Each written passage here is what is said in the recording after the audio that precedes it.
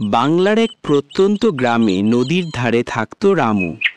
ছোট্ট কুঁড়ে ঘরে তার সংসার, বৃদ্ধ মা, স্ত্রী মায়া আর 2 সন্তান। সংসারের একমাত্র আয়ের উৎস ছিল মাছ ধরা। আজ যদি মাছ না পাই, বাচ্চাদের মুখে ভাত উঠবে না। প্রতিদিন ভোরে রামু নদীতে যেত জাল ফেলে মাছ ধরতে। সে ভাবত, আজ যদি মাছ না পাই, বাচ্চাদের মুখে ভাত উঠবে না। সংসারের দারিদ্র তাকে দিন দিন চেপে ধরছিল। তুমি মন খারাপ করো না, আমাদের সন্তানরা একদিন বড় মানুষ হবে। আমার ছেলে মেয়েকে মানুষ করতে হবে, ওদের জীবন আমার মতো হোক চাই না। কিন্তু সংসারের টানাপোড়েন শেষ হচ্ছিল না। ছেলে রাজু বাবাকে বলতো, বাবা, আমাকে নতুন বই কিনে দাও না, আমি পড়াশোনা করে একদিন মাস্টার হব।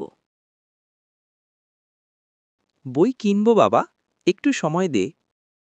আর মেয়ে রিনা মায়ের কাছে বলতো, মা, আমি বড় হয়ে ডাক্তার হব, দাদিকে আর কষ্ট পেতে দেব না। একদিন মা গুরুতর অসুস্থ হয়ে পড়লেন। ডাক্তার আনার জন্য টাকা দরকার হলো। রামু গ্রামের মহাজনের কাছে গিয়ে সাহায্য চাইল, কিন্তু মহাজন অবজ্ঞা করে বলল, তুমি তো গরিব মাছওয়ালা, ধার দিলে ফেরত পাবে কি করে? আমার সময় নষ্ট করো না, যাও মাছ বেচো। অপমান গিলেও রামু কিছু বলতে পারল না। শেষ পর্যন্ত নিজের একমাত্র গরুর গাড়ি বিক্রি করে টাকা জোগাড় করল এবং মায়ের ওষুধ কিনল। মা ধীরে ধীরে সুস্থ হলেও রামুর মনে ক্ষত থেকে গেল। তবুও সে স্বপ্ন আঁকড়ে ধরল। সে ভাবল, আমার ছেলে মেয়েকে মানুষ করতে হবে, ওদের জীবন আমার মতো হোক চাই না।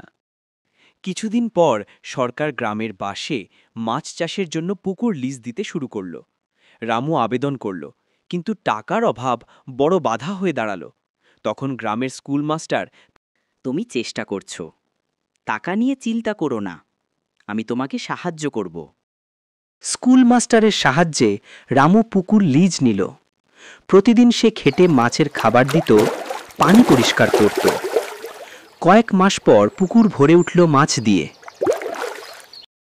মাছ বিক্রির দিন রামু আনন্দে বলল, বাচ্চাদের বই খাতা কিনতে পারবো, সংসারে একটু সুখ আসবে। হাটে প্রথমবার যখন রামু মাছ বিক্রি করল, সবাই অবাক হয়ে গেল। টাটকা মাছ চোখের পলকে বিক্রি হয়ে গেল, হাতে ভালো টাকা এলো। সেই টাকা দিয়ে সে ছেলেমেয়ের বই কিনল, মায়ের ওষুধ আনল, আর সংসারে ধীরে ধীরে সুখ ফিরল। মায়া হাসতে হাসতে বলল, দেখলে তো, কষ্ট করলে আল্লাহ একদিন না একদিন ফল দেন।